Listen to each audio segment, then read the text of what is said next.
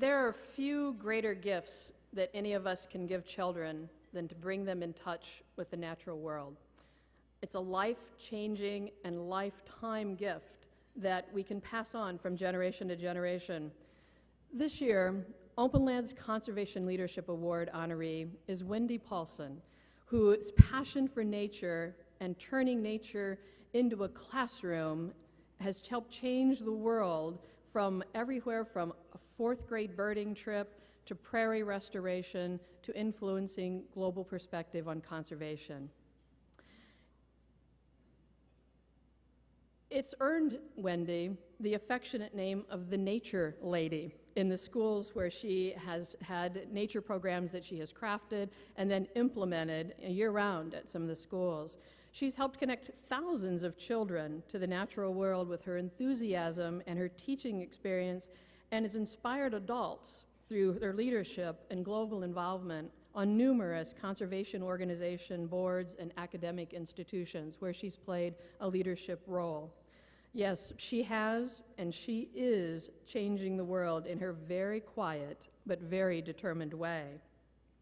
Somewhat migrating between Chicago and the East Coast the last several years, she's taught birding, used birds to teach in public schools in Boston, in New York City, in Washington, D.C., and in public places. She's led birding tours through Central Park in New York City and around the nation's capital. And here in the Chicago region, she's led tours for the Spring Creek Elementary's fourth graders through the Spring Valley Forest Preserve here in Cook County, sharing her love for native birds and plants and prairies and savannas. Understanding very well that there are no birds unless they have a suitable habitat, Wendy has been active also in helping restore the Spring Creek Valley Forest Preserve after invasive plants really literally forced out many rare bird species. And my, how that's changed. Now this area is one of 21 areas in the Chicagoland area that's designated as an important bird area. Wendy leads by example.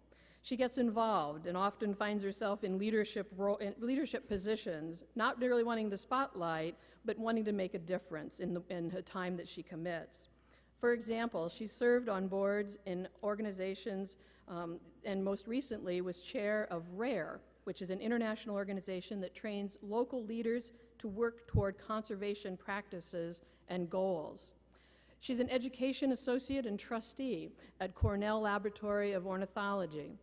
She's also a member of the National Council of Student Conservation Association and serves on 2 advisory councils. One is the National Forum for Children in Nature and also the American Bird Conservancy.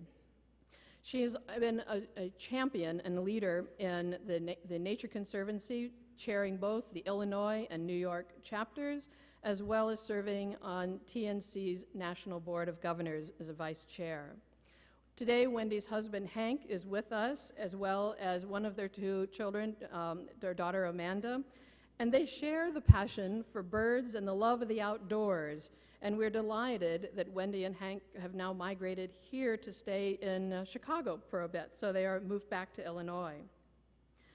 Wendy uses teaching and birding trips as a pathway to instill a conservation ethic, a way to get people to take a moment, to pause, and to notice the birds around us. In a similar way, Openlands, through our Arts Wide Open program, aims to entice people to appreciate and also take conservation action here in our region through using artist interpretation of the fabulous natural areas that we have in our urban area. In the spirit of our Arts Wide Open program, we sought a unique award for Wendy that, like her work, is inspiring and has a deeper meaning. We found that in an interpretation through the eyes of an artist from Project Onward. Artist Blair Lenoir, who is with us today. Blair, you want to stand up? You're in the back there with your mom and your brother.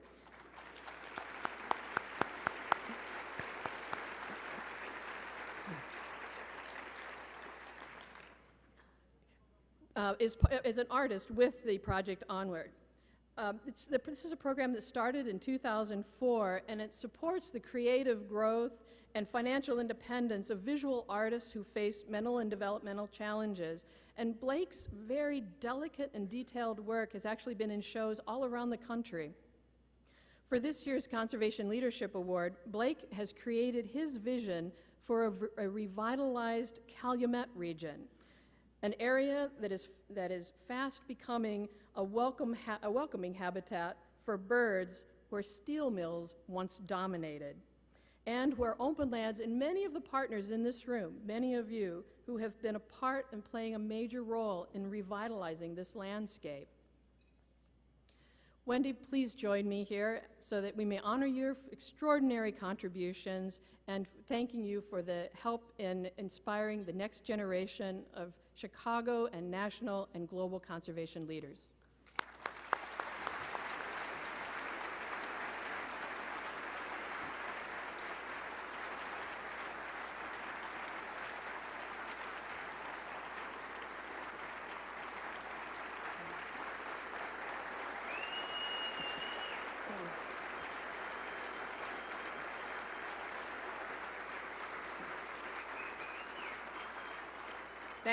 Thanks, Jill. And if I look a little dazed, it's because I can't see a thing from up here. But that's a wonderful piece of art. I love every bit of it. Now that we've migrated back to Chicago, I look forward to getting to know the Calumet region better. And that's just a wonderful vision. And I know, as well as all of you, that I am no more deserving of this award, and probably a lot less so than many of the people in this room. But when Jerry called, and when Jerry called last year or early this year, I was inclined to say no. Then I thought about it a little bit, and I said yes for 3 reasons. One is because it was Jerry, and I have great respect for and admiration for Jerry Adelman and for Openlands and all they're doing in Chicago.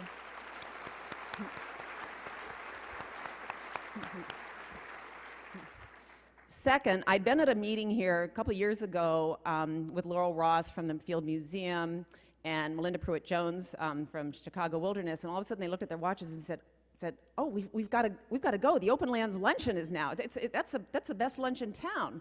And I thought, well, if it is, it'd be really fun to reunite, as Jill said, this is a reunion with so many people that I've come to know over the years in the Chicago region. So that was the second reason.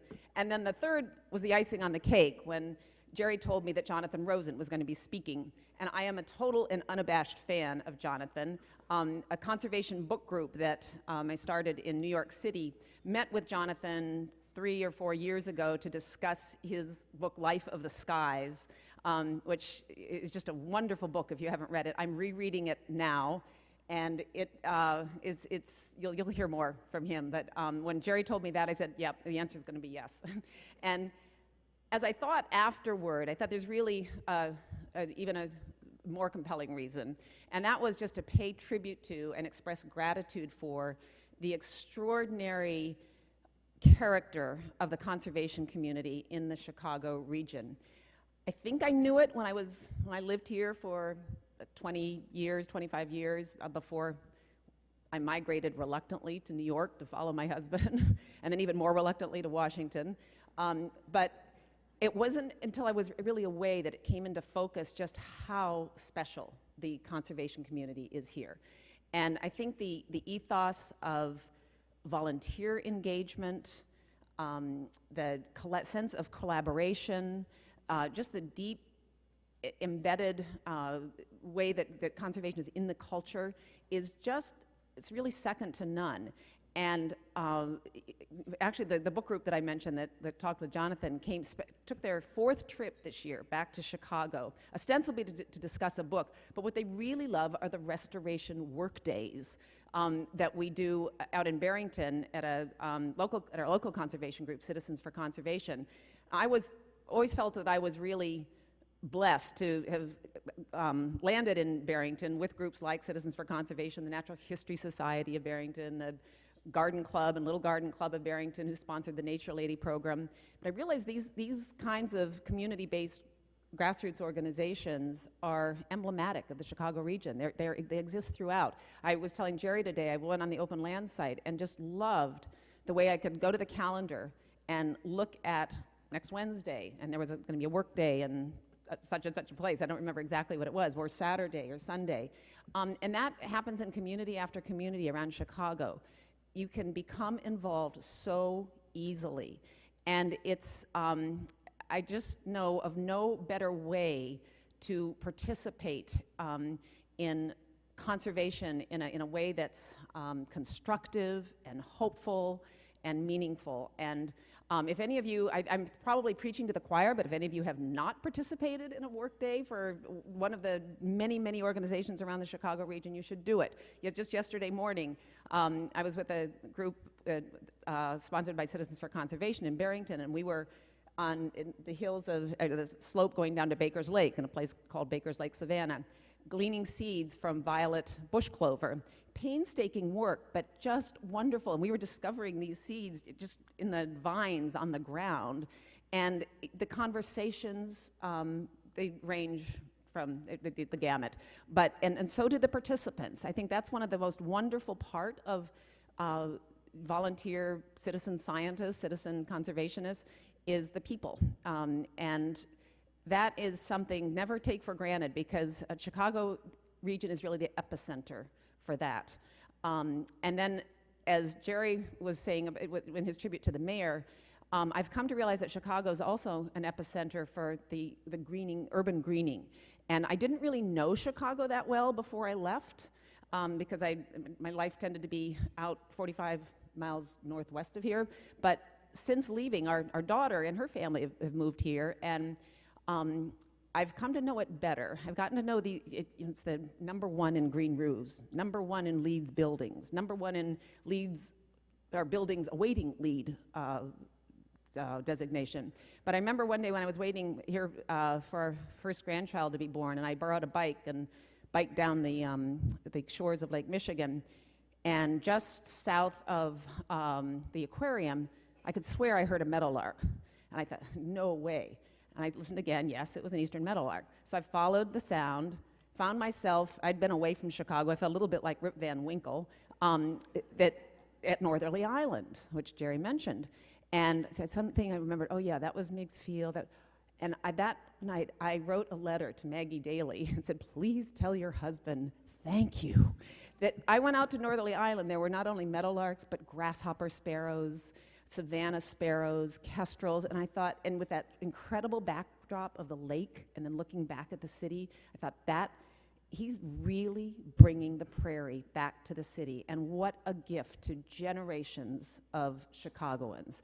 And I just am feel very, very privileged to come from this area.